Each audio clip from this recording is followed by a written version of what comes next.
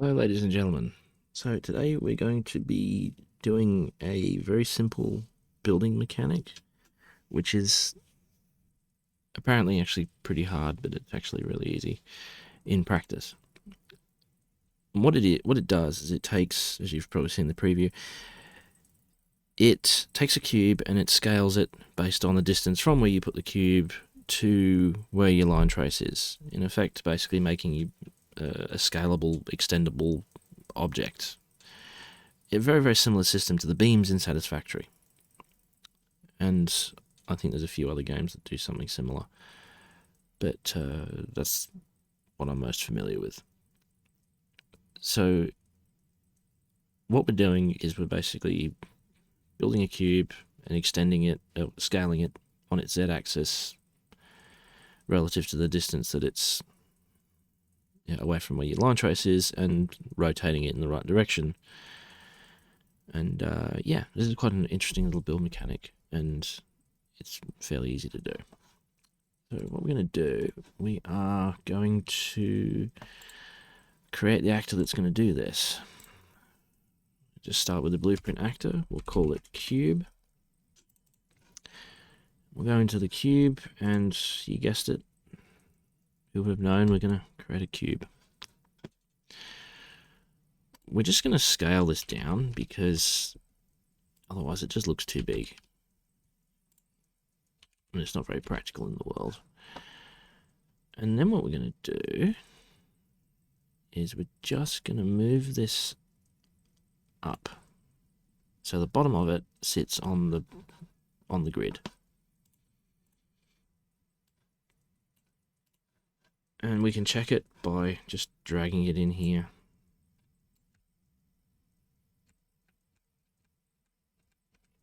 And there you go. It's on the bottom. So we can delete it. Now what we're going to do, I've already been in here and I've already inverted my mouse because I'm old-fashioned. And I've already built a line trace, just a bare basics of the line trace that we're going to need. This is a stock standard line trace. It takes 3 seconds to make. What we need to do is we need to spawn a cursor cube, so the cube we're initially going to be placing on the ground into the world.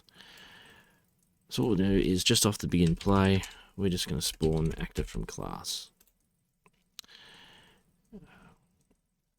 We will select the class, cube, and we're going to just quickly give it a location because Unreal Engine will whinge if I try and compile it without that.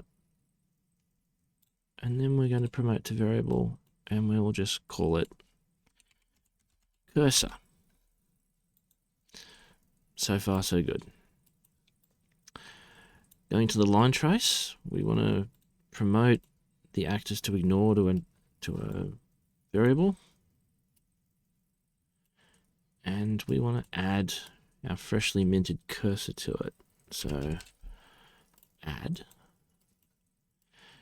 If we don't do this, the line trace will just hit the cube and then it will move the cube to that location, and you'll end up with the effect of this cube hitting you in the face. It's a pain in the neck. So that's what we're going to do there. So promote the out hit to a variable there, and then we're going to split it. Now what we're going to do is we're going to set up a variable, a quick little boolean flag. I'm going to call it placed. Now the reason we want this at all is because when we go into the world, we want to click the left mouse button and have it place the cube, the cursor. And then what we want it to do is we want to move around and have the cube scale and follow wherever the line trace ends up. When we right click, we want it to clear this variable, so it just goes back to shifting the cube around. So just makes it easier for demonstration purposes. So we're going to get the left mouse button, and we're going to get the right mouse button. And this part's incredibly simple. We're just going to make 2 of these, come off pressed, and this one we're going to check because this is what we want to do. So we're going to go back up here to our line trace. We'll put a branch, and we're just going to attach place to it. So if we're not placed, what we want to do is we want to take this cursor cube object that we've made, and we want to set its location. So if it's not placed, we need to set the location of the cube.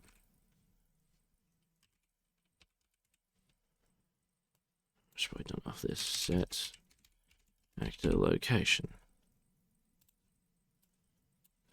And we take it off where we're hitting with the line trace, which is off location there. So compile and save and all that. So there's our cube. We click, moves away, we right click, it comes back. That works. Okay. Now, if we've placed it, the next thing we want to do coming off here is we want to scale it. We want to scale our precious little cube. So what we're going to do is we're going to set scale, set actor scale, there it is. And that's going to come off the true. Now, this value is typically, should set those 2 to 1, by the way. Otherwise you end up with a disappearing cube. Now this value is a little bit different to the distance between that and the location, which is what we actually want to do. We want the distance between between where you've placed the cube and where you place the cursor and where your line trace is now pointing. So what we do is we can go get actor location, and we can just distance, and there we go.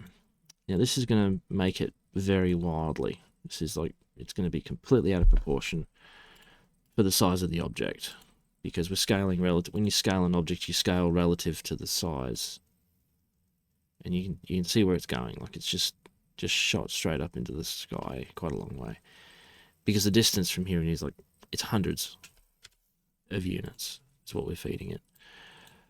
So we'll just tone it down by dividing it.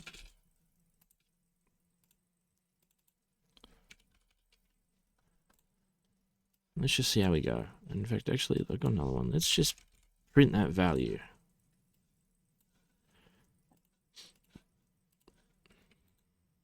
So plot that down.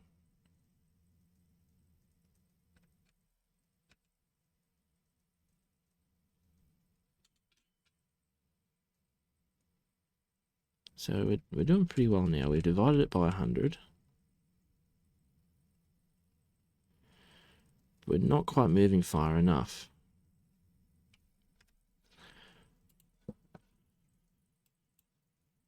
Whereas before, that value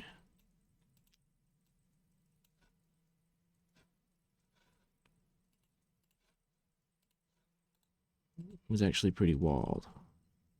And that's not quite the... See, if we scaled it by 67, it would be like through the roof. So we scale it by that.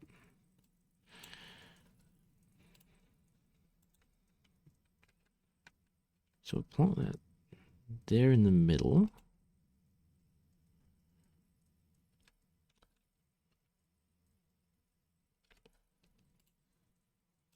That there like that.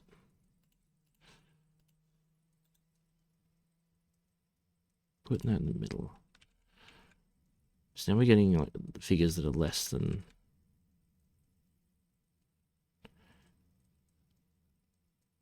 So we've divided it by 100. Just show you what happens when you divide it by 10.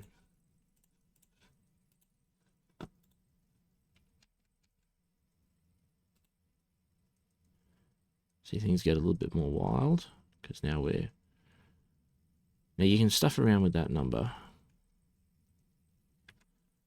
quite a bit. And there's a fair bit of tuning you can do to get there. In my case, however,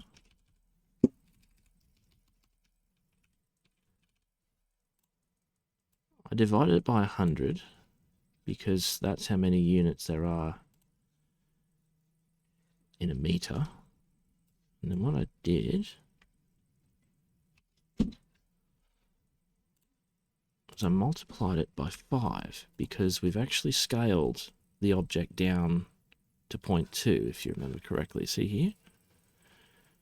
Scaled it to 0.2. So we now need to multiply that value by 5.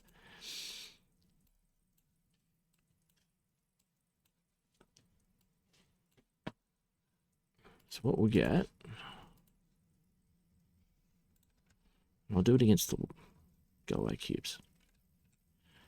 Put this in the bottom because we've got scale markers on the wall there, right? So if I put that as close to the corner as possible,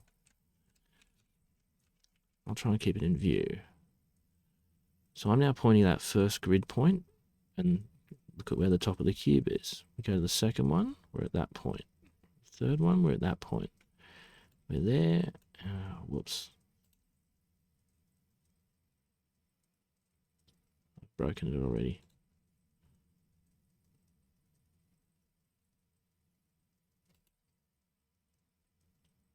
So I'm pointing at that point there, and it's almost to the top there. So that's actually pretty accurate. That's pretty good there.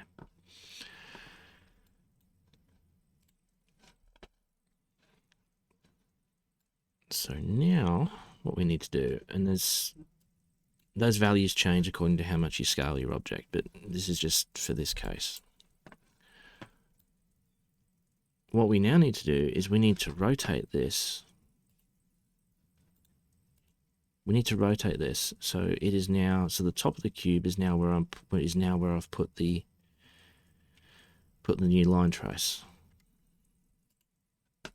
So how do we do that? We also need to rotate it, and we need to get a direction value, so a direction vector.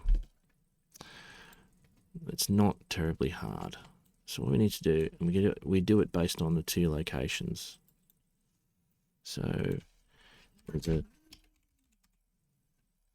node for that, get unit vector. So we get the location, so from and to. And what this does is this gives us sort of something similar to a forward vector value, but it's called direction vector. And then what we need to do is we need to get rotation.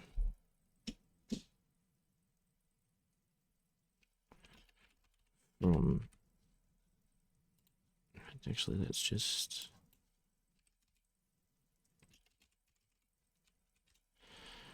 rotation from X vector.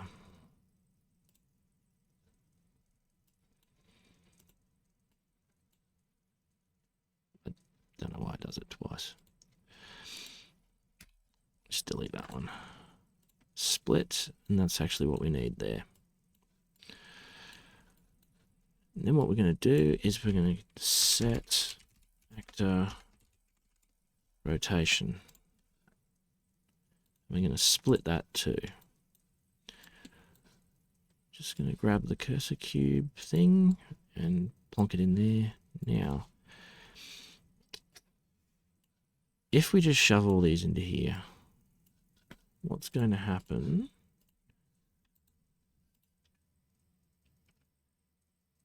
So it's turning the X and Z perfectly, but the top one is not pointing in the right direction. And again, it also actually depends on how you've placed your object, because you won't necessarily be using a cube. What we're going to do is we're just going to take this one and we're going to multiply it. No, sorry, we're going to add, because we're dealing with angles. And we're just going to alter this value ever so slightly. And we're going to put in -90. So this should take it and just rotate it 90 degrees.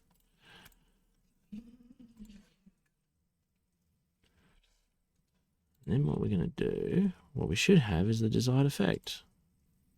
Nice and simple. And it also works in multiple dimensions. So this is a nice little building mechanic you can have, and you can get quite creative with it. So yeah, it also works in many different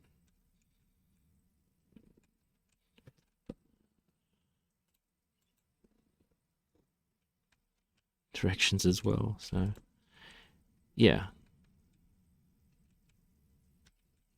just use it to knock the cubes around.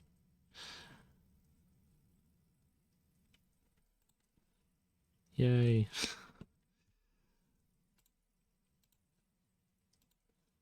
Yeah, so yeah, just a bit of fun.